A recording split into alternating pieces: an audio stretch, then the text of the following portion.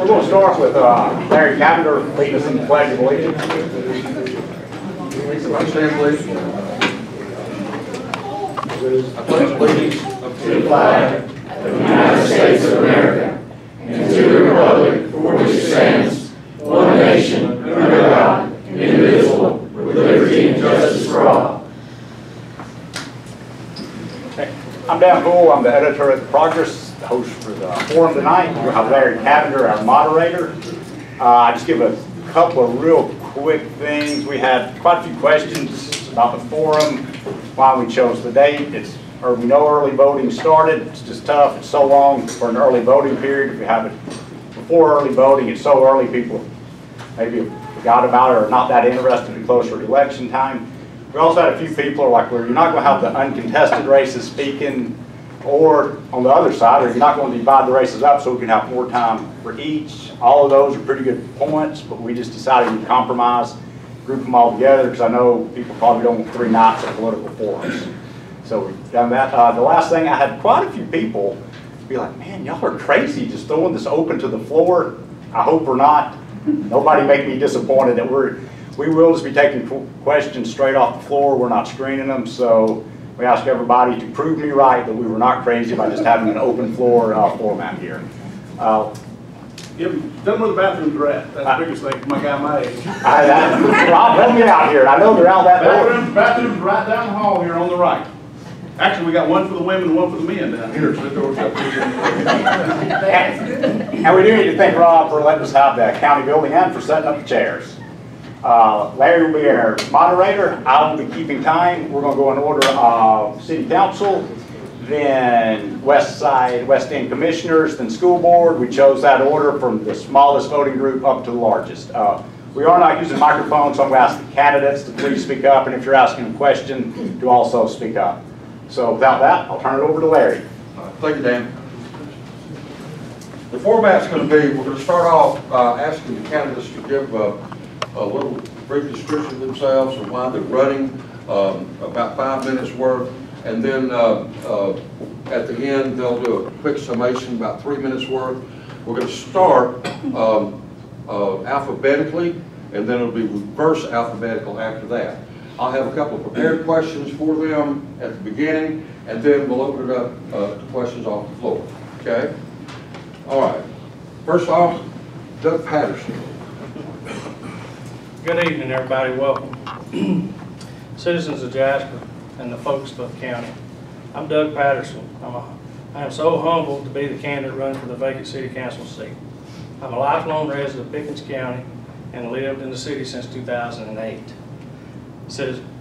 As growing up, I attended the local school systems here. I'm a proud graduate of Pickens High and Pickens Tech, and took the welding program, which that's what jump-started my career for the last 35 years. I became a welder for pipeline construction for 5 years for Richards Pipe. I put in water, sewer, and gas. Done a lot of residential water line construction. The main reason I'm running, I just want to serve and be a leader to the citizens of Jasper. I want to work with the others to reach out and reach a goal that, to become the best town in North Georgia to live and do business. I'm running again. I run in the previous election against Dr. Proctor. The reason I'm running is because I love to call this place home. I've grown up here all my life, and I love being home. And my works has took me out from home, and I've worked on the road and see what other towns and how they work. And I'm telling you something, a lot of people says they can't wait to get out of school to get out of here. Well, I couldn't wait to get back here because my job carried me out of this town, and a lot of people just don't know how fortunate they are to have a town like Jasper to call home. So another thing is, our town is heading in a new direction, and some of the things that's going on I don't agree with. That's the main reason I wanted to run again, because I'm proud of my home, and the things that's been happening in this town since January, to me, is unsatisfactory and detrimental to this community, and the citizens don't deserve that. When it's time to do business and city business, we need to do city business. We need to take care of what's happening here. So that being said, our community needs more opportunity to learn and grow. A healthy lifestyle and environment. Our community needs to build and strengthen our local infrastructure. That is the biggest thing that we need to worry about. Because everybody's wanting new growth to come to this town. We need to step up and start, redoing and revamping our infrastructure. So, welcome. That's about all I got for right now. Thank you, Larry. Thank you, Mr. Patterson. Kirk Raffield. Good evening, folks. I'm Kirk Raffield. I'm running for City Council here in Jasper, and it is, again, my second time. I ran a couple years ago, and unfortunately did not make it, but this go-around is going to be a little different. The reason I'm running is because I also am a native here. So, 28 years old. Most folks look at me and say, well, that's really young. Well, maybe that's something Jasper needs. If we're not happy with the way we're going, and we're not happy with the way things have been, it might be time to change things up a little bit. Younger generations, such as Tucker and myself, are stepping up to the game. And it's time that we start leading our own community into the future, not relying on others to do it for us. So, 28 years old, I'm a native here. I have my wonderful wife here, Caitlin, and our 1-year-old daughter, Ansley. So I apologize if any noise comes from the front. When I ran last time, it was a learning experience. Took a little bit of time off from campaigning and politics. This is a professional and personal goal of mine. The first time I ran, didn't make it. I decided to take a little time off. I wanted to accomplish a couple of things. One thing I wanted to accomplish was graduating from Reinhardt University, so I'm a proud graduate. Secondly, we wanted to start a family, and obviously, we're blessed to have a child. So why am I running again? That's the question people are asking me. Well, I believe in Jasper. I believe in the potential of what we can do if we all work together. I don't want to see our city just go down the drain or remain stagnant. I want us to progress as a city and become fluent in our community. You can see that, so when you get a team together and you start working together, you empower each other, that's when you start heading in the right direction. Now on my platform, and you have to excuse me reading from my notes, I have 3 main points: fiscal responsibility, transparency, and active community engagement. So transparency is something that we can accomplish pretty easily. Fiscal responsibility, that's something we can accomplish pretty easily.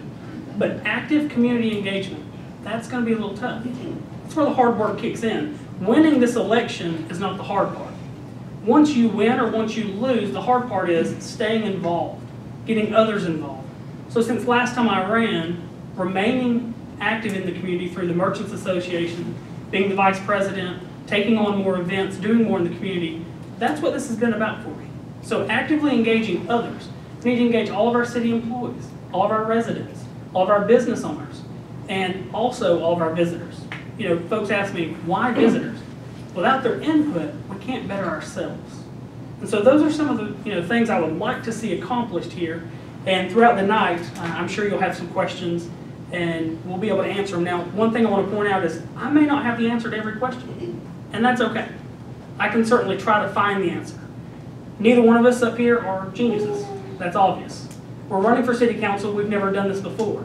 So if you have a question and we're not able to give you an exact answer, meet with me afterwards, and we'll certainly try to find who can give you the right answer. Thank you. Thank you, Mr. Raffield. A couple of questions before I start taking questions from the floor. I'd like both of you to respond to this question. Mr. Raffield, I'll ask you to respond first. What do you feel should be done with Doris Wigginton Park? It's a big area, but still mostly unfinished, or at least judged not to be popular. What's your thoughts on that? So Doris Wigginton Park is actually close to my home. I live off of Jeanette Drive, and as a family, we've used the park many times. It certainly needs some updating. It needs some progress to take place.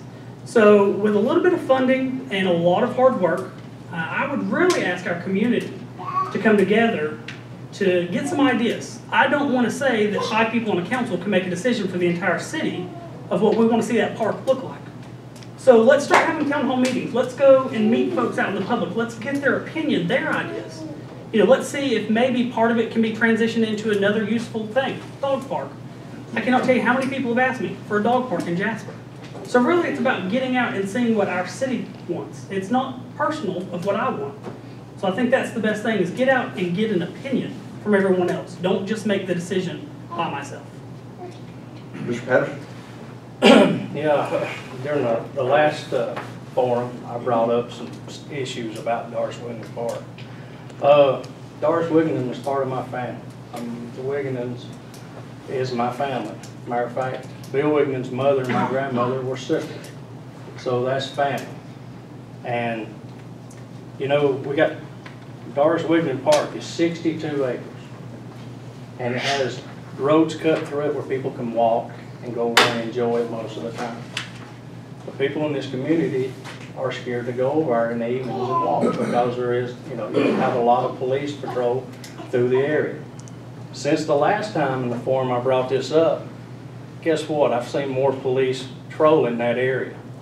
You know, if it was from me mentioning it in the last forum and to raise a little eyebrows on some folks, maybe it happened. You know, I had somebody approach me during the last election wanting to turn that into a horse park. And, you know, people come from all over the area wanting to ride horses on this 62 acres. And, you know, told them they'd have to get in touch with the city, the mayor, and the city council and discuss that.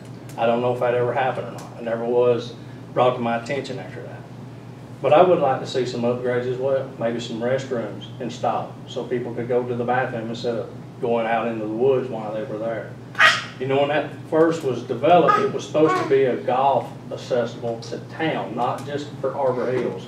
I was misquoted last time that I said it was going to be a golf cart access to Arbor Hills. It was first, when it first was planned, it was to have where they could cut a path all the way to town. Well, that didn't happen. I'm sure the funding. I know I've sat on some of this comprehensive planning meetings in the last couple of weeks, and I know that there's a lot of that has been actually put in there to do stuff like that. And it's like a 10-year plan, and some of the stuff, I guess it's because of the funding. So I would like to see, you know, for like the Boy Scouts and Girl Scouts to use it more often, to have camp outs or whatever. So I think that we still need to provide and maintain, you know, the parks are maintained by the city. That's a great resource people take for granted. You know, let's get out and let's enjoy it. And again, like Kirk mentioned, get community involvement, get people together. You know, it's going to take that for people to realize it's a good thing. Thank you. One more question, then I'll take some questions from the floor. Mr. Patterson, you respond to this one first. Would you be in favor of incentives such as tax abatements to spur new business downtown?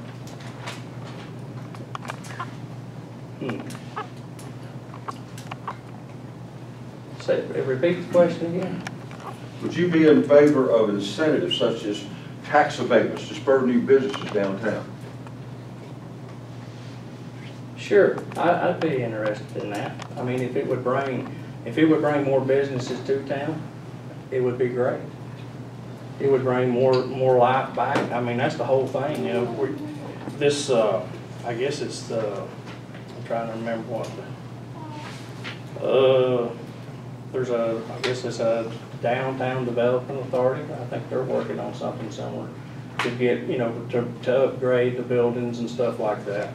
So yeah, I'd be interested in doing that. I'd have to research it more and see what the ins and outs is before putting any kind of burden on the taxpayers of the city of Jasper. Mr. Raffield? So when you're looking at taxes and the structure that we have in place, what I would like to see and what I would like to do, rather than saying yes or no automatically, would be to reach out to those businesses that are already existing on Main Street in our district and see exactly what we're offering or what we could offer and what they are currently offering. You know, we have businesses on Main Street. So our first focus is to take care of our own city. Our Main Street area needs to be taken care of itself. We can't just go out and offer, you know, tax incentives for new businesses to come in while our current businesses are not doing so well on Main Street. So while I would be in favor of an incentive of some type, I would like to collaborate with all of those that are pre-existing to determine what we're able to do as a community. I'll open it up for questions from the floor. If you have a question for one of the candidates or for both of them, just when you stand, please be specific who you're addressing your question to, or to both of them, please stand when you ask so everybody has a chance of hearing. Do I have any questions from the floor? Yes, ma'am. Hi, my name's Tamara Sneed. I'm new to Pickens County, just here trying to figure out what's what before I'm required to vote, or I need to vote. What I'd like to know is that since I've been in Pickens County, the general feeling that I get from my neighbors is that Pickens County / Jasper is against progress, against new businesses coming into town. And I want to know what your, both of you, one at a time, who you can choose who goes first. But I'd like to know what your stance is on getting new business into town, whether it's within the city limits or not. I know you probably just control maybe what goes into the city limits, but I'm very interested in that. Mr. Raffield, you go first this time. So for this question, and thank you for the question. It is a wonderful question that's come up on the campaign trail many times. And the short answer is, we need to have controlled growth. As a community, we do not want to see an explosion. We do not want to become Canton or Kennesaw. We want to make sure that our future is looking bright and we control it. We want to make sure what we're allowing to come into our community inside the city limits is sustainable. We don't want a business to come here and after 2 or 3 years to fail. We want someone that can promise and guarantee they're going to be sustainable over a long period of time, and then also provide jobs for those citizens and residents here in our county. That's what it's really about. So when you talk about new businesses, it's wonderful that we have options, as residents or visitors. Yay, I have a new place to eat. Yay, I have a new place to visit. But it all comes down to economic growth and jobs. So when looking at investments coming into our community, we want to make sure that the impact for employment is also long-term and sustainable. Mr. Patterson? Well, I'm all for more growth coming to town. More businesses, more industry, I'm all for that. But again, we got to do it in increments. Our infrastructure, for an example, the city of Jasper furnishes most of the water to most of the county, unless it's purchased outside, whether it be Cherokee and Gordon County. Our water treatment and wastewater will not handle much more. We're almost at full capacity now. So our infrastructure won't support growth all at one time. So it's going to have to be done in increments. So I don't know if you've ever lived out in a rural area and you've lost power for a week, guess what? You didn't have no water and you couldn't go to the bathroom. If you did, you couldn't flush or you had to go in a bucket. Okay? If you live in the city of Jasper, you're not going to be out of water. Even if the power goes off, you're still going to have water. So if that being said, we can only do it in increments. You can't do all the growth at one time. Some people want all this to happen at one time. There's a reason people in this room live here. They love the down home living and the experience of living here. Because a lot of people that haven't lived here all their life have moved from other cities here, and they love it. That's why they're here, or they wouldn't be here. I hate to say it, but everything's coming north, whether we like it or not. It's coming north.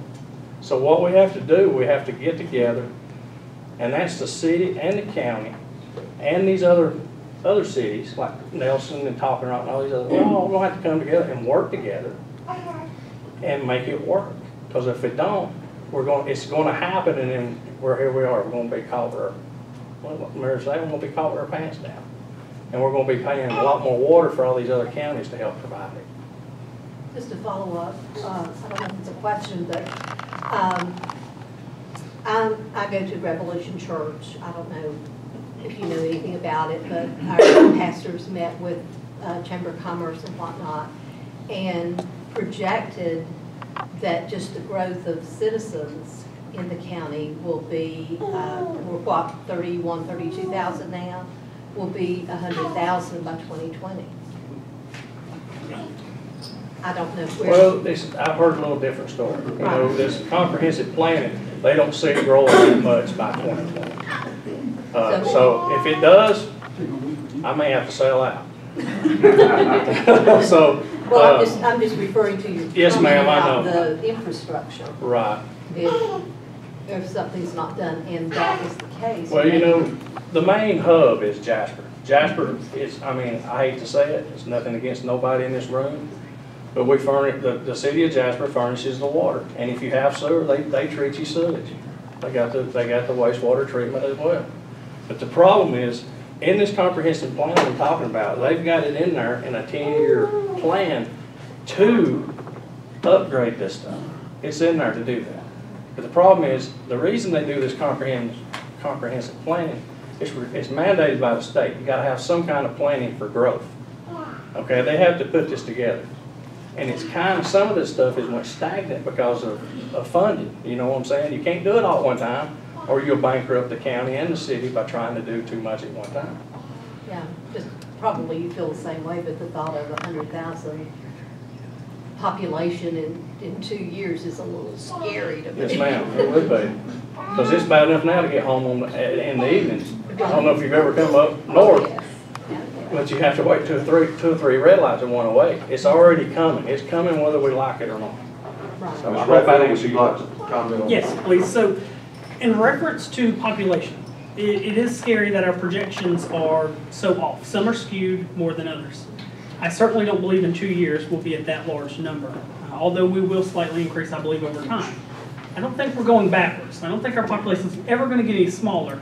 With that being said, I'm not going to sell it. I'm here. This is home for me.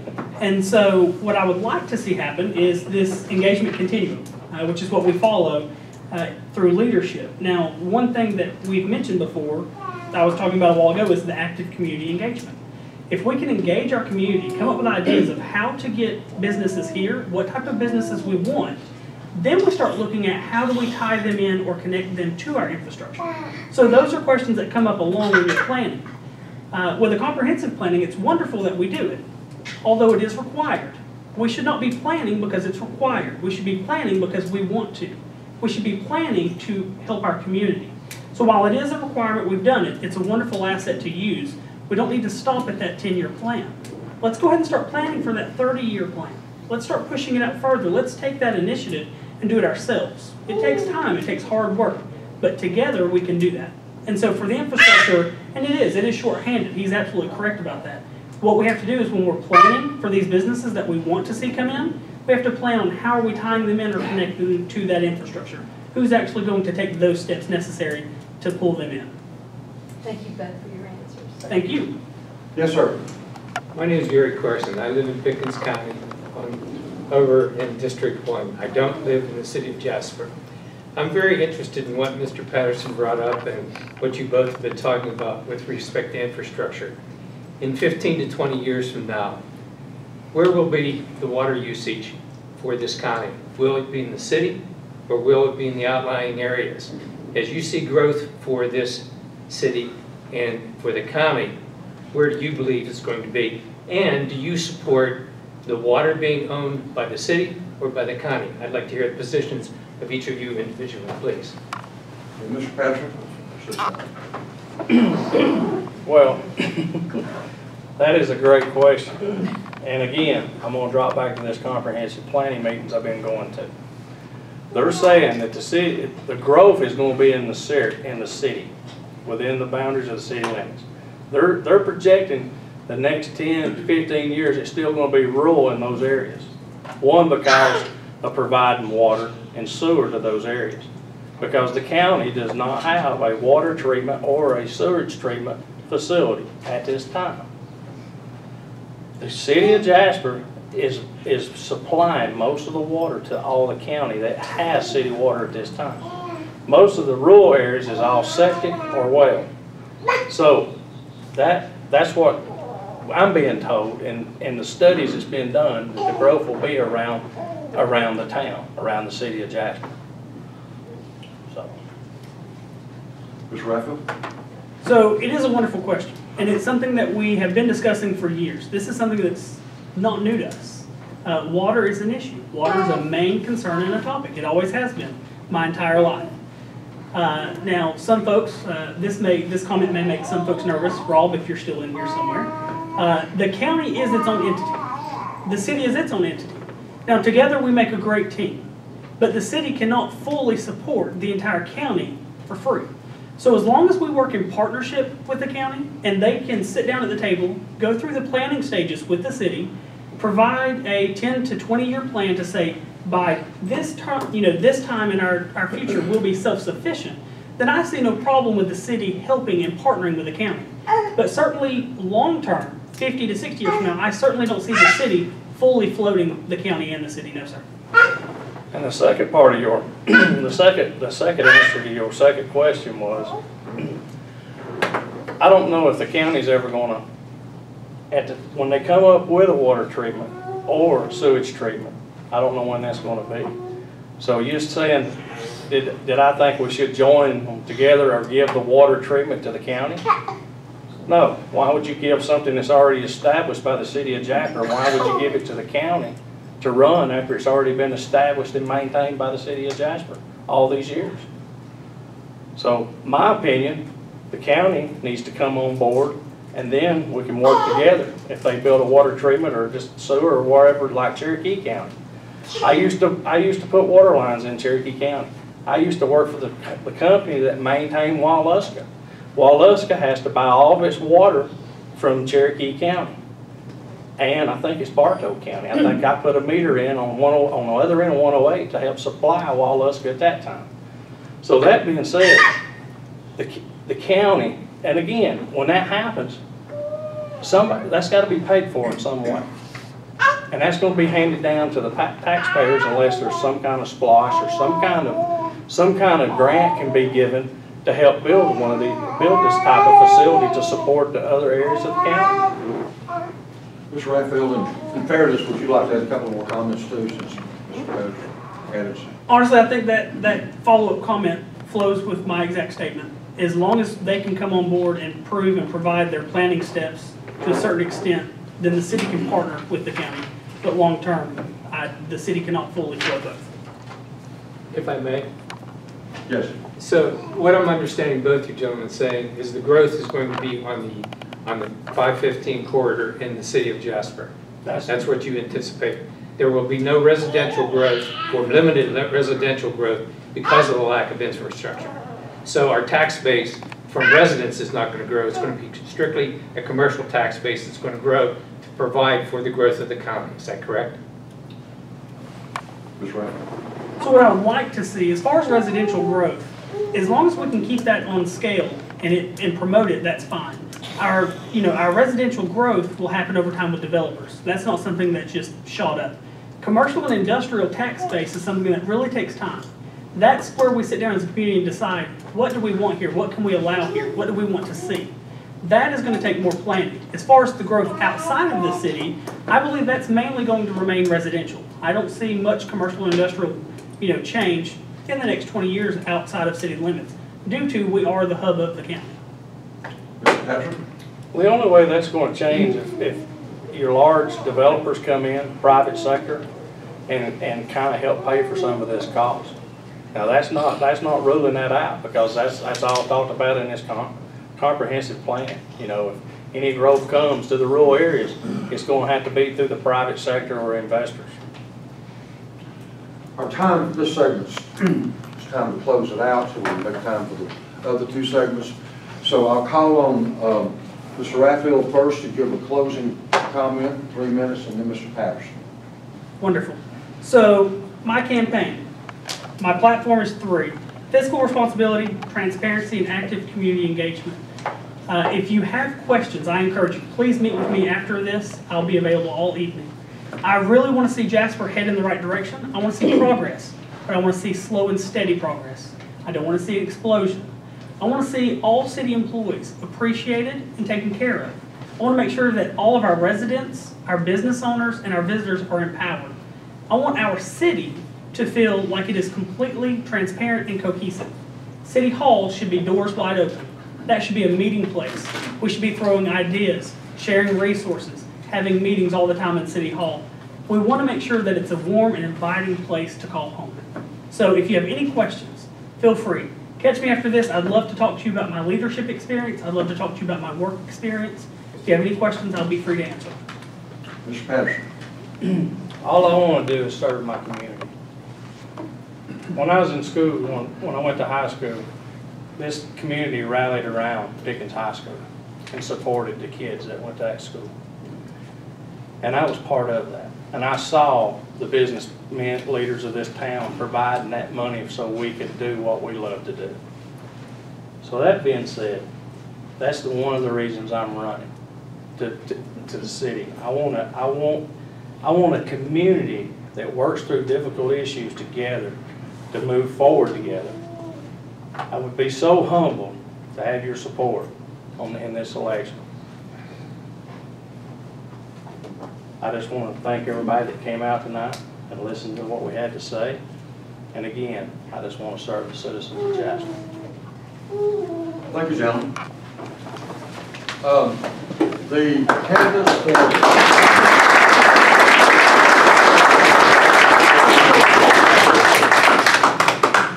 candidates for the West End District Commissioner's race, if y'all will go to the front, we'll count a second.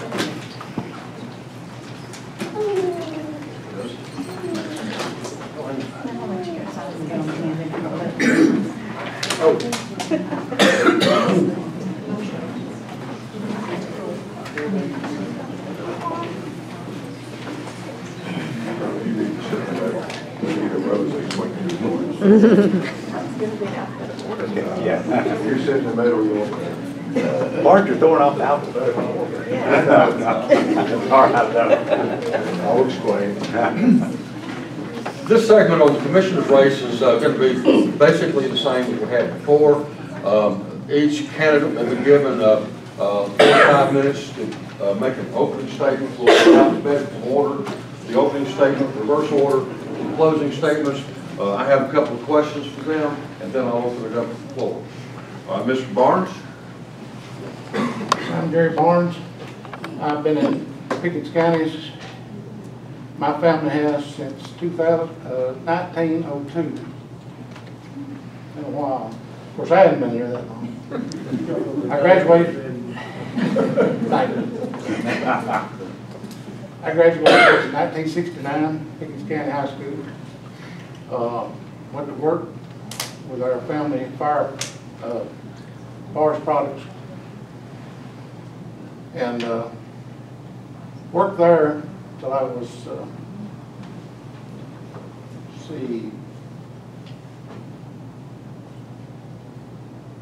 about 19 years with it. Went to work with the county Parks and Recreation Department for a year. Enjoyed it.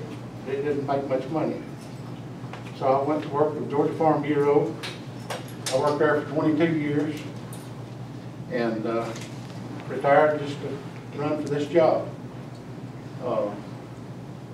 My family, Marcia, my wife, Marcia Park Barnes, we've been married 49 years and got 2 children, Brian Barnes, Sheila Elrod. I got 4 grandbabies, which I love. Madeline Elrod, and Brian's, my son, lives in Louisville, Kentucky. Got Zoe, Cora, and Ty. I love this country, and I love this town and county. I've been active in a lot of different groups. I helped start the FFA alumni in Pickens County High School. I worked with helped develop the Appalachian County Association. I'm still working with them as treasurer. I just love it. I love my family, and I'm proud to be a citizen here. Thank you. Thank you, Mr. Barnes. Mr. Connelley? Thank you. I'm Bart Connelley, and I made Amberle sit in the middle so we could have a rose between 2 thorns. That's why we're not in alphabetical order. And as I've been told, you ain't from here, boy. And I've been told that I'm not from here. I'm from Pittsburgh, Pennsylvania. I was born there a long time ago. Lived in Pennsylvania for 20 years. The Lord said, son, it's time to get out. And he moved me down to West Virginia. And I stayed there for 20 years. I went to school there. And got a master's degree in education. I wanted to be a teacher, but in the early 70s, teaching jobs are hard to find. So I went into construction. And after a while, the Lord come to me, he says, hey, you need to move again, go down to Georgia. He said, it's a lot warmer there in the winter time. You can work outside and not freeze your butt off. So we moved to Cobb County. My kids both went to school there. They both graduated from Spraberry High School. My wife got a job in this building when it was a hospital. And it was a real good job for her, except there was one person that she had to make a better person in order for everybody to be happy in this building, and he's sitting back there. It's Sonny Proctor. She was the operating room director, and she had the distinct pleasure of having discussions with him on a daily basis about how things were to be run and how things were going to be done. And I always say, well, she won and Sonny turned into a nice gentleman. But we do have 2 children and we have 3 grandchildren. My son lives outside of Washington, D.C. He spent 20 years in the Navy and retired last year. And I tell everybody he has his head in a cloud because he works for the Amazon cloud. Ask your kids if you don't know what a cloud is, they can explain it to you. But he works there. And my daughter is married, lives here in Jasper. They have 1 son. We've been married 43 years, and our anniversary is 3 days after election. So if you want to give my wife a nice anniversary present, please vote for me so I can get out of the house more and make her life a little bit more enjoyable. We moved here in 2000, and we live in the Jerusalem community on the west end of town. And we picked that area. We looked at houses all over the county, and we picked that area because it was in the country. We lived on a dirt road. We got 10 acres of ground. My neighbors were cows. They were great neighbors. Unfortunately, you know, the neighbor who had all the cows, he's passed on, and he sold his property, and there's 2 houses there now. It's just like a development, you know. I can see my neighbor's house now. But there is a distinct distinction between the west end of this county and the east end of the county. But there's all good people in between, and that's what we like it here. Since I've been here in Pickens County, one of the first groups I joined was the Republican Party of Pickens County. It was about 12, 13 years ago.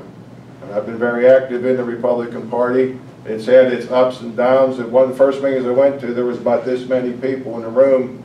And now the only time we see this many people at a Republican function is if we're giving something away. It's the only time people show up. But I've been very happy to do that. I retired 8 years ago. I had little health problems, and after 35 years in construction, your body starts to wear down a little bit. I'm doing much better now than I was then when I retired, but I've joined a few organizations since then. The Sheriff's Auxiliary, the Jasper Rotary Club. I work with Keep Pickens Beautiful. I'm on the Board of Assessors and Board of Appeals for the county. I work as a bailiff in the school system, and I'm a youth soccer coach. And one of the reasons I'm running is the people that I've met being in these groups all have good ideas on how to move this county forward, and I want to work with them to bring them together to help keep this county moving in the right direction. The last thing I want to say, and I'm very proud of, is I am an Eagle Scout. Thank you. Thank you, Mr. Connelley. Ms. Godfrey? Good evening. I first want to thank everyone for attending tonight and taking time out of your busy schedule, and the Progress for hosting it, and Mr. Cavender for being our moderator. I think the political forum is a very important aspect of the election process. My name is Amberle Godfrey. I'm from here. I live out on the west end in Hill City next to my parents where I grew up, Brenda and Hugh Johnson. And Mom's here tonight, so everybody can see where I came from. But I also raised 3 children. I have 3 of my own, 3 stepchildren, and 5 grandchildren. I worked for the school system for 8 years. If any of you have children in the school system, and I've been away from there for the last 4 years, but if you had them at the time and you heard someone call you in wee hours of the morning and said, hello, this is Amberle Godfrey with the Pickens County School System. We're closed today due to inclement weather. That was me. I was the one that made those phone calls. So I know the intricate workings of the school system. I also work with the Chamber of Commerce. I've been on their board for the last 7 years. That has given me an in-depth working of the business community to know the ins and outs of that. Also, I was chair and on the executive committee for several years and chair during one of our most trying times. But we've come out bigger and better on the end, and we're stronger than we've ever been. That also gave me the opportunity to work with the county governments and the city governments and to know how they work and try to bond everything together. I'm also chair of the A-Day committee for Reinhardt. That is a committee that raises scholarship funds in Pickens County for Pickens County students, affording them the opportunity for a higher education, a more affordable opportunity for a higher education at a wonderful school that's just next door in Cherokee County. And they now have their nursing program at Chat Tech. So that will help us bring more vitality to the Chat Tech campus here in town to make it more viable the way it was when I was younger and I went to Chattahoochee Tech. So I welcome the opportunity to work with Rick Jaspers and the people at Chattahoochee Tech to try to make that campus more lively and active for our community. And all of that together has given me the insight to be able to be the person to try to bring everybody together and get us moving in one direction. We've tried moving in different directions. I would like to see the county, the city, the school system, Reinhardt, higher education, the business community work together to move forward to make this community stronger. We're all proud to be here. We're all proud to live here. Let's make it better. It's good. Let's just keep going forward. Thank you, Ms. Godfrey. I'd like to pose this question to all three of you, and I'm going to vary. Mr. Connelley, I ask you to respond to it first, then Ms. Godfrey, and then Mr. Barnes. For years, we've gotten by with only a single county park, Roper Park. Do you believe this is sufficient, or would you be open to adding park facilities in other areas of the county? Mr. Connelley? As a youth soccer coach, I know that that park is inadequate at this time. When I go out there to coach soccer, you people need to go by there on a Tuesday night when there's the T-ball, baseball going on. You can't find a parking space. I've never seen a bigger crowd to go to a T-ball game than that. The problem with expanding the parks, and I guess it was last year or the year before, the county tried to pick up an auction on property near the Yellow Creek Fire Station to put in a ball field out there. And they were talking in negotiations and it fell through. It's being able to buy land somewhere and maintain it, which takes a lot of money. Recreation costs are quite high nowadays. And I would definitely like to see parks in other areas of the county, but it has to be economically possible to do so. We have a start now with the private group that has the bicycle trail going in, the walking trail, and hopefully someday they're going to have the Frisbee golf out there, which is a park where you can go do activities that aren't associated with team sports, such as baseball and the soccer that goes on out there. The one thing I will say, I've heard people object to when a rec center was built that nobody goes there. But if you go out there most every night, you'll see 100 cars in that parking lot. And you go inside and there's adults and children playing in the gyms. There's meetings going on in the rooms. There's birthday parties, wedding rehearsals, whatever. That place is busy, so there is a need for growth in that area. Thank you. Ms. Godfrey? I would be very open to that. I think recreation is a very important part of our youth in the county as well as adults. My motto has always been on the field and off the streets. You keep them active, you keep them involved, and studies and statistics show that they get in trouble less. And that's just a fact. I think that we have a good park at Roper Park. I think that it could be used in a little different manner at times. I think we could have more tournaments and more, to bring other counties into our county, to have bigger events there, and then it would bring people in and then they would spend money in our county and our tax base would raise.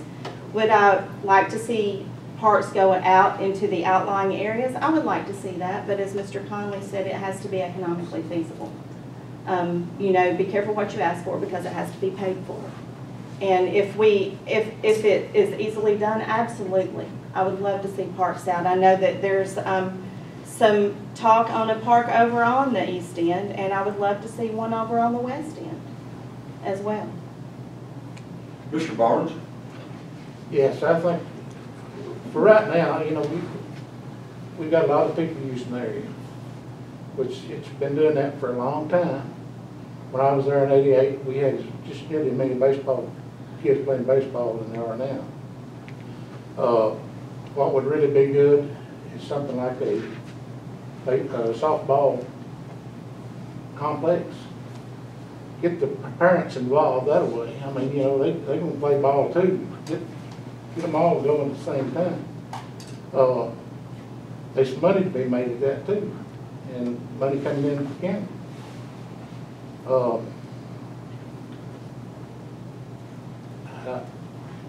You know, money's the main thing right now.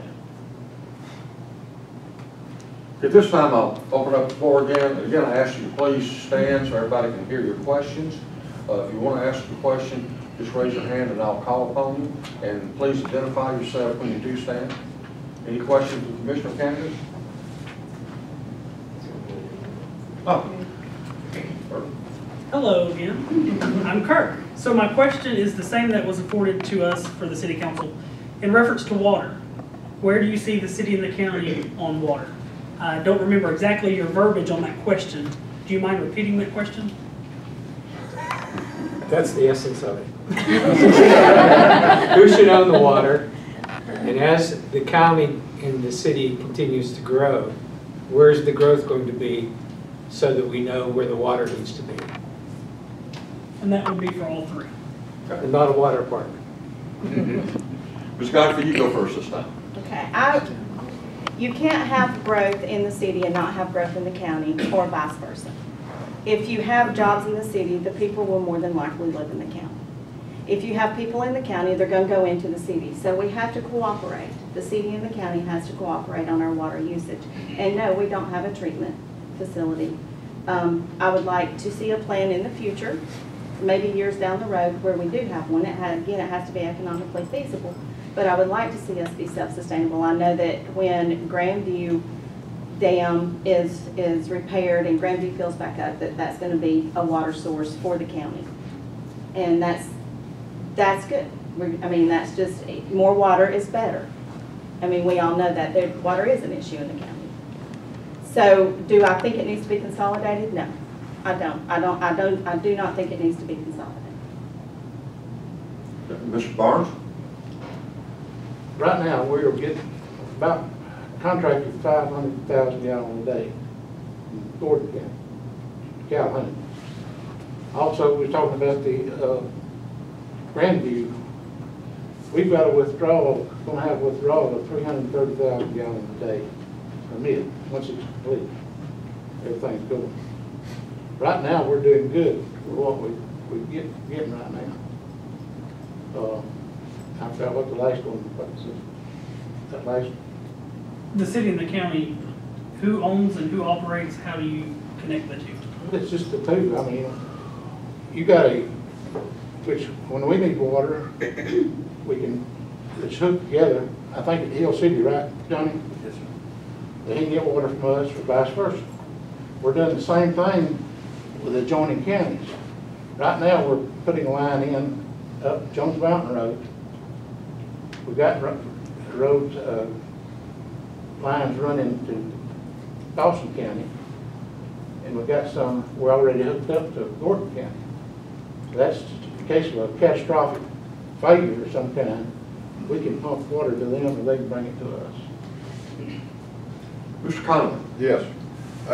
As far as the city-owned water and the county-owned water, Kirk, to get to your point, they've worked well together recently to join the systems where possible, as it's been said, join lines together, so if the city needs water, the county needs it. And I think that joint cooperation needs to continue. I see no reason for the county to try to take over the city water system. I see no reason for the city to take control of the whole county in the water. what they've done with the water in the county, from going to the meetings and listening to what's going on, they've done a good job of looking for other places to get water, of upgrading the water throughout the county. We've got a lot more lines run, the big lines, newer lines, so that they are prepared for growth. Unfortunately, my street is one of the few streets, because there's hardly anybody that lives on it. We're still on wells, but that's fine with me. I'm not complaining. But there are, around my house, there was 5 other houses. Within 2 miles of my house, there's been 5 other houses built recently, and 2 of them are on wells, but the other 3 are on county water. So water is run out there throughout the county. They've done a good job, and they're working constantly to improve it. Thank you, Mr. Conlon. Any other questions from the floor? Yes, sir. Frank Lee's been here about 13 years and listening to this very carefully, and I'm just curious, what growth and economic changes have you seen in the last 10 years and the stalemate that's happened? And part 2 of that is, what are you going to do for the economic growth in the next 10 years? Because all I hear is, it's the future, it's the future. So if nothing's been done in the last 10 years, what's going to happen after you get in office? Are we going to wait till your election's all over again, and we're going to hear the same thing? 10 more years, we're going to wait again? So I'm just curious to see where we're going to go with this. Mr. Barnes, you reply first, sir. Well, with Grandview, we've been working on this for what, a year? 2 years, yeah. 2 years nearly. We're getting everything together now, but we're going to have 330,000 gallons a day available there. It ain't going to happen overnight. But we're going to have to be careful about how much growth comes at a time. We just handle so much right now. We've got excess water in the county right now. But when we get that other from Grandview, and we're going to put up a treatment plant up there too, I think we can handle it pretty good then. Mr. Conlon? Yes. In the last 10 years in Pickens County, there has been some growth. If you look around, I mean, the Walmart wasn't here 10 years ago. It's whoop-de-doop, that's what people say, but it's what's came here. If you look coming up 515 or 575 out of Cobb County, in the last 10 years, that growth has crept all the way through Cherokee County. And that growth is coming to Pickens County. It's a slow process. For economic growth to happen, the business, whoever wants to move in, it has to be feasible for them, and they do all types of feasibility studies before they move into an area. The strip mall that's down there, the new one on 575, exit 9 or 10, that stopped there because the owner said, this is the place that has the mass of people around it that are going to come here and support us, that we can stay in business, instead of coming 8 more miles up the road and putting it right at the south end of Pickens County. So, but it is coming. It's moving up the line.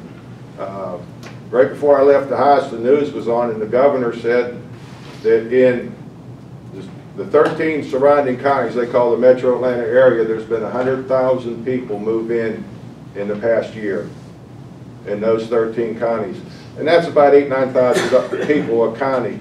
But that's spreading out throughout that area, and that is coming north. It's going west, southeast. As Atlanta grows, you can expect that growth to hit here. And I say in the next 10 years, it's going to, if we don't start planning things like Grandview Lake to get water to businesses coming in, if the city, and thank goodness that they do have the sewage treatment plant, and I understand that they're going to be working to expand it.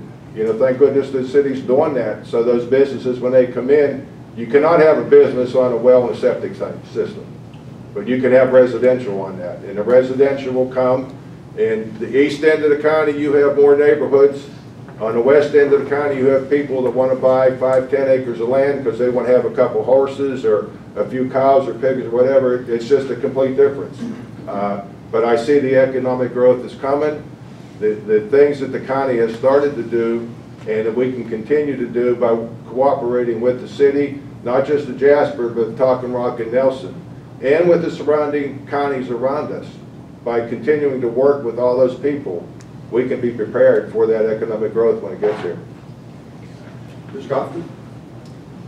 When I was a little girl, 515 was not here, Home Depot was not here, Kroger was not here. I watched all of that grow. And I've watched economic growth, and I've watched it creep up from Atlanta. You know, it's come up to Marietta, to Woodstock, to Canton, to Ball Ground, and so it's coming, and we do need to control it.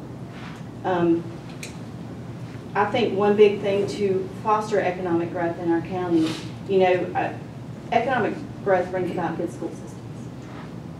Good school systems can also bring about economic growth. We have good school systems, but with everything, it can be made better. I think that we need to protect our most precious resource, our children, because I hate to be cliche, the children are our future, but they are. When you think about future, they're the ones that are going to be here. And they are the ones that are going to be bringing in the economic growth in the next 5 or 6 years. The graduating seniors that go to school, they're the ones that are going to be the qualified workforce to bring industry here. So we need to have our strong school system. It's good. We can make it better. We can have the tech school. That's what's going to bring economic growth. When the business wants to come in, they're going to say, who's going to work for me?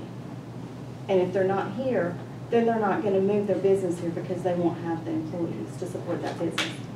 And as far as water goes, it needs to be controlled. We need to be able to provide them infrastructure, and they need to go where the infrastructure is. They need to go where the sewage systems already are. And then that will in turn put growth out into the community. That will put the residents out into the community. Might make a quick follow-up on that? Yes. Because this is, Dan, I'll give you a plug. If you didn't get the Pickens Progress, this is from April 26th. And first of all, there's a great picture of the two brothers here that, you know, in question, John and Rob. But the challenge of finding good employees discussed. And it said they have representatives from Piedmont Mountainside, North Georgia Staffing, Amicalola EMC, and manufacturers QSR and Royston, all saying they were having a hard time finding qualified applicants to work their jobs. And that's another thing about economic growth. All right, this is on the front page of our paper. And business leaders get a hold of this and say, we might have to skip Pickens County this time because the companies that are there now don't have the qualified people. And especially for the two different, you know, companies, QSR and Royston, the tech school is the place that people need to go. I'm glad to hear you're a welder, and I'm glad Daniel's here. You know, he works over there, and the tech school can set up programs so that future employees, any manufacturing employer coming in can say, hey, we got the school here. We are teaching the kids. The kids are now going to school for these opportunities, for these jobs that you might bring to Pickens County. Thank you for letting me have that. That's fine. Mr. Barnes, would you like to comment on what Mr. Collins said? Yeah, we don't need a whole lot more people here till we get these jobs for the people that's here now. You take going down the road every day, coming back. I got a kid in Louisville, Kentucky right now, which I'd very much love them to be living here, but he couldn't do it. Not the money he needed to make for his family. But that's something we got to work on. Get the kids trained, get the jobs that we need, get them a place to work. Ms. Godfrey, would you like to comment on that too? I think that the key is our children. We need to foster them in education and have a qualified workforce to bring in the economic growth that we desire. Smart economic growth, sustainable. Our time for this segment has run out, so I'm going to ask for the candidates to give their closing statements, and we'll do it in the reverse order that we did with the opening statements. So, Ms. Godfrey. I want to say that I love my community. I have a deep commitment to my community. And I don't care if you were born and raised here, moved here 10 years ago, 2 weeks ago. We're all from here. And we all want to see our community succeed. And I feel like I am qualified and in a unique position with my recent background. I've served on numerous other boards that I've not mentioned to make sure that the entities come together to work for our community to move us forward and not branch out and go our own direction. We're much stronger when we're together. Mr. Connelley? Yes. I want to thank everybody who did show up here. I want to thank Dan and John. Also in this paper, if you didn't get this one, this issue starts our 131st year of publishing, thanks to all our readers, and Dan's been there for all 131 years. As far as the close stuff, I mean, I don't have any fancy slogans or things, and I don't have a drain the swamp, but I do believe we have a few puddles that need cleaned up around the county. But by working together, you know, with the leaders that are elected, with the county employees, with the city employees, and this is all three cities, the major cities here in the county, by working together with them, by the different groups that are in Jasper, the Downtown Merchants Association, you know, the Rotary Club, the Lions Club, the Optimist Club. They are great people in those organizations. By working with them and working together with the school system and the tech school, we can, you know, continue to build on what this county has and what it stands for, and continue to grow it in a very sustainable way that'll make everybody in this room proud that they do live here in Pickens County. I ask you for your vote and support. The election's May 22nd. Early voting is going on now. Thank you very much. Mr. Bart? I'm really proud of this county, and especially the west end of the county. But we've got some real good people here in the home office here that knows how to do stuff. They're some of the best people. We've got one of the finest financial directors you ever seen. And we've been able to keep our fund balance coming up for the last 5 years, and we're running in the black. And I'll give her that, a lot of that credit too. But I'm proud of my community. I've worked with Jerry Edwards there, which he's my wife's brother-in-law, if you get one. Same token. Yeah. But I started with the fire department down there in 1985. I worked as a volunteer. We all volunteered as a firefighter, as chief for 5 years, and chairman of the board of directors for 19 years. And I'm proud to be there. I love my family, and we appreciate y'all coming. Anything we can do before you, let me know. Thank you, ladies and gentlemen.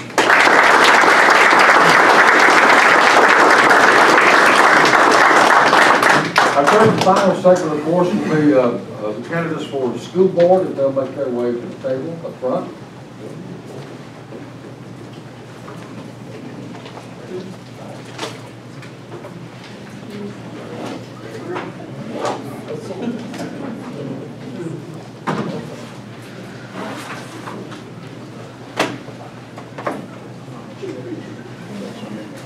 Well, we don't have a rows to go in between these two forms. This segment will be similar in format to the other two segments. Again, we'll start off with opening comments. I'll ask a couple of questions, and again, open up questions from the floor. And again, we'll go in alphabetical order. So, Mr. Green, will you? Well, good evening again. Thank you all for coming. It's encouraging to see so many people taking time to come and learn about the candidates and take part in government. I was raised in Pickens County. I grew up on the southwest corner of the county in Jerusalem, in the Holy Land, as I like to call it.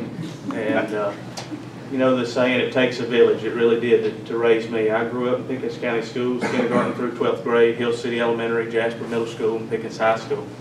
And the only reason I'm running is solely because I do have a deep interest in seeing the future of Pickens County succeed. And when I got down to thinking about it, at the end of the day, there's not much more important than literally the people that are going to make up the future, and the young people of Pickens County. And I think I'm in a very unique perspective, being in the position I'm in, to bring an experience of being raised in a small family business that's been in business for over 45 years, having the opportunity to work in Pickens County government, opportunity that was awarded to me, and worked in budgeting and all kinds of aspects, been out on Burnt Mountain Road with paving crews. I give a lot of credit to them. That's tough work. And so I've had a lot of exposure to a lot of different things. And I have some concerns about our school system and how we're preparing our students for life after high school. I think we have a really good school system, but I think there's a lot of areas we can improve on. The main areas I want to look at is life preparation for our students after high school. I think there's a large group of students that are getting left behind, and I don't think it's necessarily because of decisions at the Pickens County School Board necessarily, but state and federal curriculums and other factors that come into play. But we need to do a better job of partnering with Chattahoochee Technical College, partnering with private sector, internship programs, apprenticeship programs, on-job training for students, and putting them on a path to where they can be successful.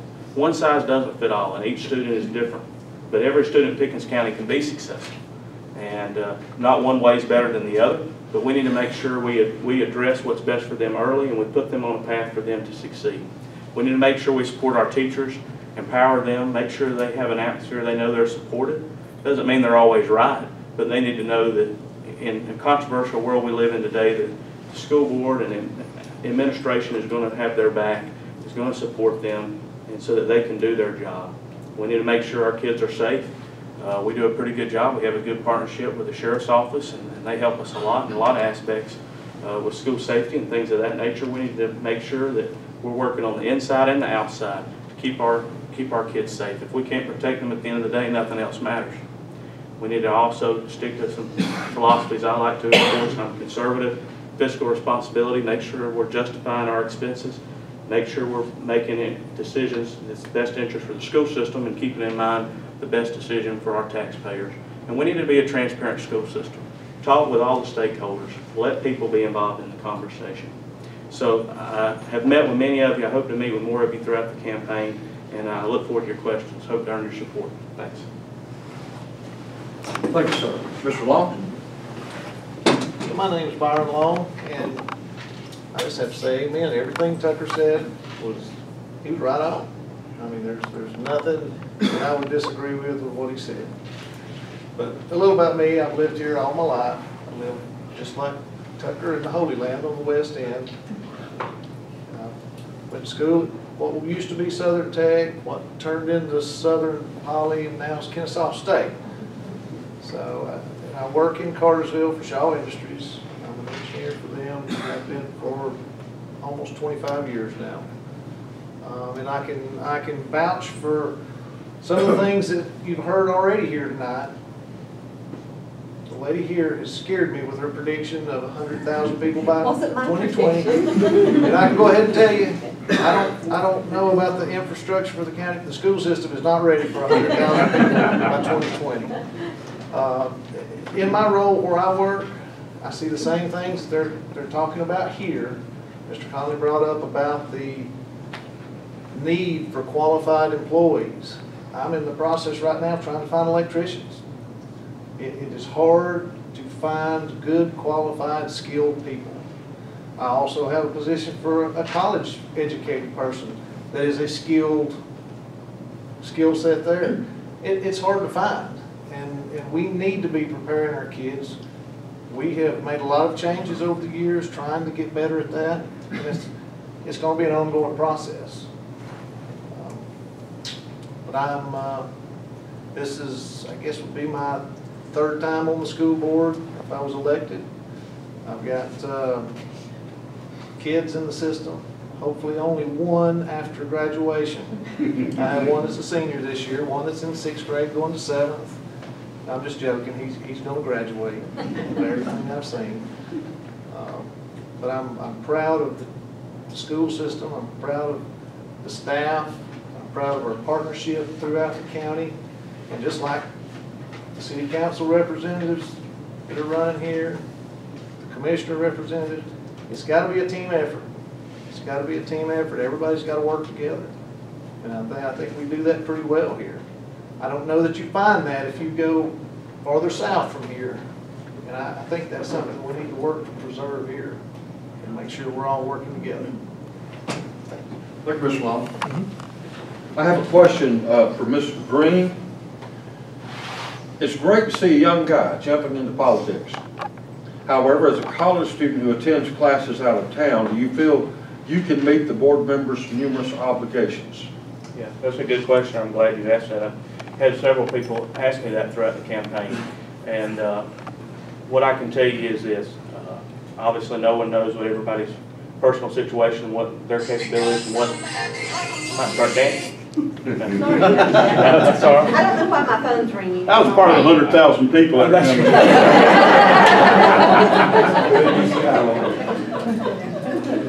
No one knows everybody's, personal situation, what they're capable of handling, and things of that nature. But what I can commit to you today is, I care deeply, as cliche as it sounds, for this county.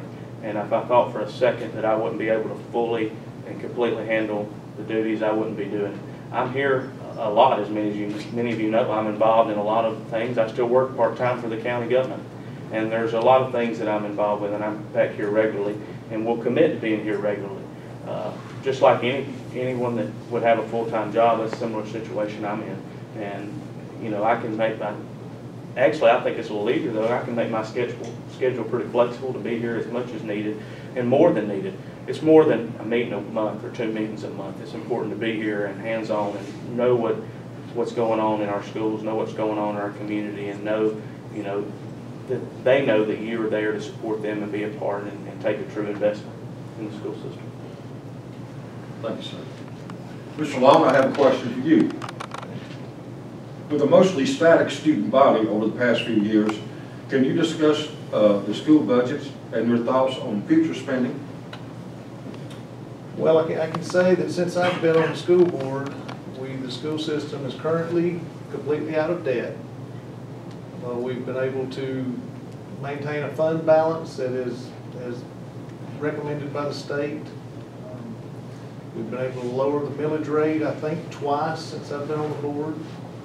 And that's something that's very important to me personally, and that's part of my interest in it. And as a school board member, one of your main functions is the budget. Really, budget and policy is what school board members do. And as far as budget goes, financial-wise, I feel like we're as strong as anywhere you're going to find financially. And I think we do a good job with the money. Question for both of you. Mr. Long, you respond to this one first. What do you think is the best yardstick to measure a school system, and how does Pickens stack up on this criteria? Well, if you get on the internet and do a search, there are many different, I don't know what you would call forums or things out there that will rate school systems. I'm really not sure where the data comes from on a lot of those, because if you look at Pickens County system, we don't rate very high, but if you talk to people that are in the system, have kids that went through the system, we do a good job with our kids. The state uses what's CCRPI, and it's a convoluted formula that has changed several times since I've been on the board. And it gives you a comparison between schools, but without a good knowledge of what all goes into that, it's hard to just look at that number and say this is good, this is bad. But that's what we have to go off of. The big piece of that is testing, is financing. But that's I'm not sure there is a real good way to compare system to system. I'm not sure I have a good answer for that, but I just think we have a really good one, just based on the results we turn out. Mr. Green? Well, one of the things you hear, everybody likes to talk statistics, and that's a great thing to do. We have a motto in Pickens County Schools does, it's graduation and life preparation for all, and I think that's a good one, a fitting one. And the graduation rate, if you look at that, we're usually about 95%. We have a very high graduation rate, especially in comparison to the state, in comparison to counties around us. But the area that concerns me the most, and I think is the most important, is the second part of that motto, life preparation for all. Are we truly preparing our students the best we can for life after school? And I don't know the answer to that, but I have a concern that we're not for everyone. And again, I don't think it's necessarily an action based on what the school board has done, but there's so many factors in it. You're never going to prepare any student fully, but we need to make sure we're doing the best we can to prepare them as best we can by the time they leave us. And that's the area I have the biggest concern. I don't know how you would measure that, if there's any possible way to do it, but it's definitely an area I think we need to work on. I'll open it up for questions from the floor again. Once again, I remind you, please stand when you're asking the question and identify yourself. Question from the floor for the school board candidates? Yes, sir. Yes, I'm Dr. Robert Keller. One of the things, and you spoke about statistics, one of the things that we do know in statistics in regards to schools and funding is that when you have more funding, schools always perform better. When you have less funding, schools don't perform as well. It's one of the few things that we know that if you throw money at it, the school system does better. With our dwindling budgets and the potential of it dwindling more, I think we're seeing more and more that the school systems are going to the community for help with private funding. What type of ideas would you have in regards to obtaining private funding to make Pickens County school systems better? Mr. Green, you respond first. Well, that's a good question and a good idea. I, believe in private partnerships, and I think that's crucial for us being successful. One of the things, as I alluded to earlier, that for sure I think we could do a better job is making private partnerships with, private businesses, working with Chat Tech and other schools, vocational training, to make sure to give our students more opportunities to get into real life preparation, job preparation, things of that nature. As far as private funding, I'm not exactly sure specifically areas where we could solicit private funds to be allocated towards school system projects. I would think for sure probably obviously I don't think the school board would turn away money if you wanted to donate to a facility project, and you hear of things like that where private donors come in and want to donate to help fund the building of a new playground sector on a school at a school or a gym, things of that nature. So if we do have a community that's very generous, and anytime we had an opportunity to partner with them to make our schools better, facilities in particular, I think that would be definitely something we should do. Mr. Long? The funding formula for schools, there's not really, for operations wise, I'm not sure that's ever been something anybody has ever offered, to just privately donate to help a school operate. Like Mr. Patterson alluded to, when we were in school, I played basketball, and during basketball season, I'm pretty sure everything I wore, had either Coca-Cola or Pepsi on it back in the day. And so we do have a very generous community that donates to different organizations in our school. I'm not sure that anybody has ever brought up a point of someone, I'm assuming you're talking about donations or private help to fund just the operation. Is that what your question? All aspects. All aspects, okay. We do get a lot of private donations for infrastructure type things, but not really for operation.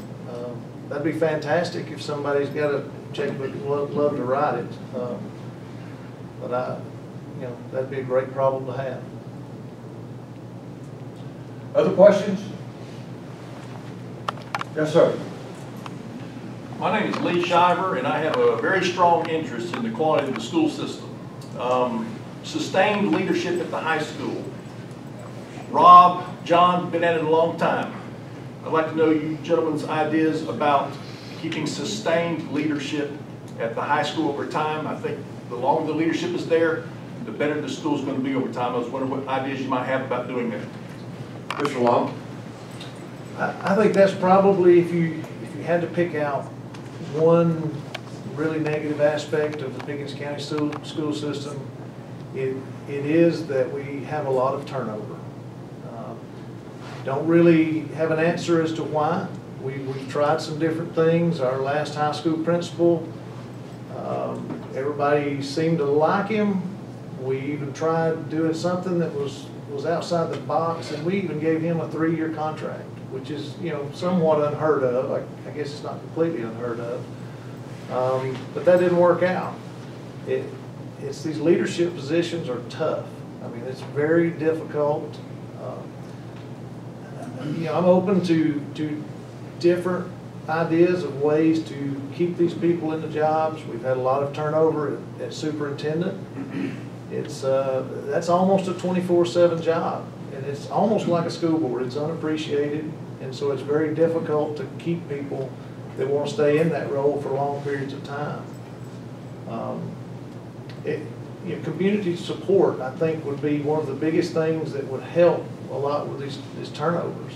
You know, these people get in these positions and they, you know, if they make one mistake and then they just get hammered. Social media nowadays is so unmerciful on anything that goes on. I mean, it's, you know, these folks will just get crucified on there. You know, it's, you know, some of it may be justified, most of it unjustified. But we do have a turnover problem, and I'm not sure that I have 100% the answer for all of that. Mr. Green? Well, that's a good question and a good point. And I could be wrong on this, but I think in the last 5 years we've had 4 high school principals, maybe more. I know of at least 4.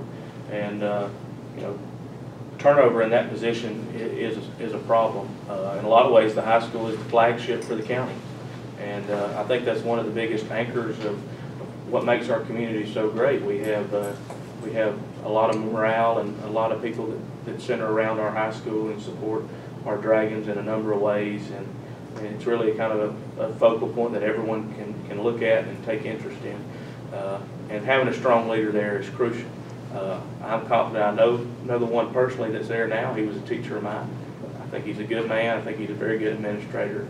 I pray that he stays in that position for as long as he'd like, and that all goes well with him. But yes, I agree that it's very important that we have strong leaders and leaders who are committed to staying on board and are allowed to do their job. Any other questions? Yes, sir. Larry, I hate to get involved in anyone else's politics, but I like to ask this question. We have a school board member who's been there 8 years, working on 12, and we have a young man who has just finished the school system and in college presently. Block scheduling, is this still there, and has it been a success? I'd like to hear the pros and cons of that from the school board member and a former student, because I always thought we lost a couple of generations with block scheduling. Being an old school teacher, I like 6 periods at the study hall, and I had a kid that went through block scheduling, and I thought he wasted about 2 years of his time. Somebody correct me on block scheduling and tell me what the future of it is. Ms. Wren? Well, that's a good question, and I did go. I believe block scheduling is still in place at the high school. I went through block scheduling the entire time I was there, and it's actually something. You're not the first person to bring this up. When I was in high school in student government, we met with the superintendent, met with administration. We went to toured other schools and counties because we looked at this issue of scheduling and what is the best. And we looked at 7-period day, which is kind of the traditional. We looked at block, and there's a lot of kind of a hybrid type schedule that some school systems use where they go like 2 days a week on block, 3 days a week on traditional. And you know, it was something that we looked at, and there's a lot of options. And it's an area I do think, you know, we should look at and address. It's one though that, you know, it's kind of a twofold. A lot of people say, you know, teachers say there's not enough time in a traditional schedule. I think, you know, probably 45 minutes or 50 minutes by the time you get everybody settled down and start teaching and going, you know, it's time to leave. And then you also have 7 classes going on at one time or 6 classes going on at one time a day, and it's a lot of homework and a lot of focus on student. So it's a complex issue. But then, you know, I would be lying if I said I hadn't fallen asleep in an hour and 20 or hour 15-minute class. So it's a complex issue, and it's something that we need to look at and try and make the best decision for our school system. Mr. Long? And I agree. It's when I went through school, I was just like you. I think you were there when I was there. We did the traditional. I'm not sure what year it changed to block. We've met them, talked about this on several occasions, and I don't remember the year. But you can find pros and cons on both sides of it, depending on which way you favor. From having a child, going through it, this is a regular traditional system. I can see the merits of that. I've got a child that is almost through, going through a full block. And what I've seen with him, a lot of times, they don't have a lot of homework. And I have a feeling what happens is that the teachers still teach their hour, and then there's probably 30 minutes left for doing homework. And I don't want to group all teachers into that. I'm sure there are some that do utilize the full amount of time, but I think there are a lot that don't. And something that has started changing in the last couple of years is we've started doing, it's more of a, I guess, getting toward a modified block to where they're having some of the classes that are, so where some of the kids are struggling, they're doing a full year in some of the classes. They've got some where they're splitting up the block. And so they're doing some things to try to take away the negatives from the block. It's a major transition. If you just said today that you wanted to change from block back to traditional or block to some other form, you've got kids, you have graduation credit problems when you do that. And so it's a very complex situation, and that's what we're trying to do. We're trying to modify what we need to get what the students need without disrupting. I guess you'd have a disruption of a couple of years of kids if you just went completely away from it. But, you know, depending on who you ask, whether they love it or they hate it, you're going to find pros and cons to both of them. Thank you. All right, it's time for us to have our closing statements. We'll do it in reverse order. We'll do the opening statements. Mr. Long, you first. Stand up, sit down. Well, I've been doing this for a while, and I appreciate Mr. Green coming out. And it's like a lady told me Sunday. She said, you know, she said, Tucker Green, she said, there is nothing that I can think of to say bad about him. And then I can almost guarantee you I'm going to vote for him at some point. I agree with that. And, you know, had he have come and asked me before he decided to run, I said, man, I said, you need to think about this. You know, when you're running, and I feel like Tucker probably has political aspirations somewhere going forward, and I think he's going to do great things.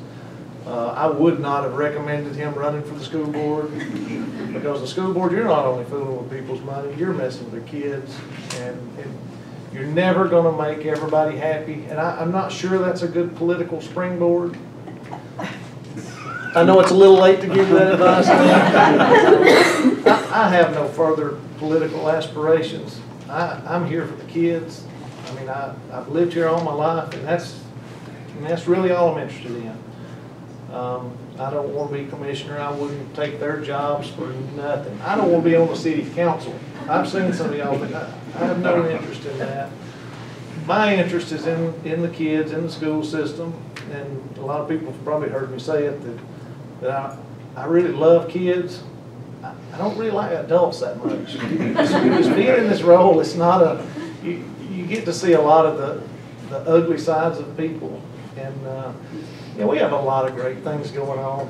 I don't think they get enough press. It's no offense to you guys, but everybody likes to focus on the bad things. And we have a lot of good, and we've tried with new websites, social media. We've tried to get the good stuff out there so that these taxpayers out there know that their money that they're paying when they see that tax bill, that it's going to something worthwhile. And I feel like the kids in this community probably don't appreciate it now. I'm sure my son graduating, he probably doesn't think about it now. But sometime down the road, when he's looking back, he's going to appreciate what everybody's done for him over the years. Mr. Green. Well, thank you again for everybody for coming in. And my only motive, again, is nothing to do with my political aspirations. I can guarantee you, is everyone I've encountered has told me it is not the springboard you would want to go into. And I didn't miscalculate that. I knew that completely when I went and paid my $50.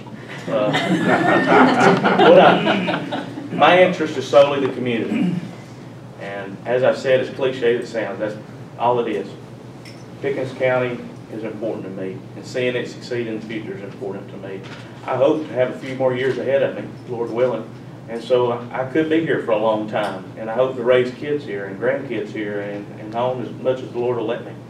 So it's imperative that I believe for our community to succeed, our school systems to succeed, and I believe that I can bring something to the board that will be a benefit and a unique perspective, and that's why I'm running.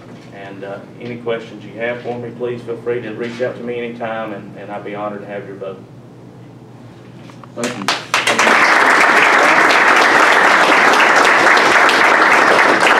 Thanks to all the candidates who showed up tonight and answered the questions. And also thanks to you for turning out. I said this in October when I moderated the forum back in October. It warms my heart to see so many people come out to an event like this. This speaks well for our community. Thank you for coming. God bless you. Drive safe home.